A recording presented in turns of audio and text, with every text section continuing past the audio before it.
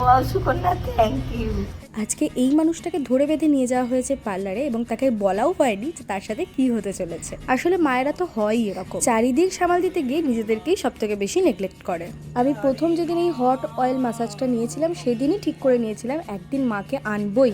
সঙ্গে এটাও জানতাম যে এ পথ বড় সহজ নয়, কারণ আমাদের মাদের কাছে বা ওই জেনারেশনের কাছে পার্লারটা হচ্ছে লাক্সারি, নেসেসারি নয়। কিন্তু এদের কে বোঝাবে যে পার্লারে গিয়ে মাঝে মাঝে একটু সেলফ প্যাম্পার করাটাও ভীষণ ইম্পর্টেন্ট। আচ্ছা, আমি গিয়েছিলাম অভিনন্দনে, যেটা স্যার গুরুদাস ব্যানার্জি হলটের জাস্ট অপোজিটে। এটা একেবারে প্রমোশনাল নয়। আসলে এই দিদির কাজ আমার আর আমার মায়ের এতটাই ভালো লেগেছে যে আমি স্বউৎসাহেই বললাম যে দাঁড়াও, তোমার পার্লারেরও একটা প্রমোশন করে দিই। এদিকে কোনো কাজ খুঁজে না পেয়ে আমি বসে বসে নিজেরই স্কিন দেখছিলাম। সত্যি আমার স্কিনটারও খুব বাজে অবস্থা। আর যখন প্রথমবার মায়ের পার্লারের বিলটা নিজে দিলাম, উফ, একটা আলাদাই গর্ব হচ্ছিল।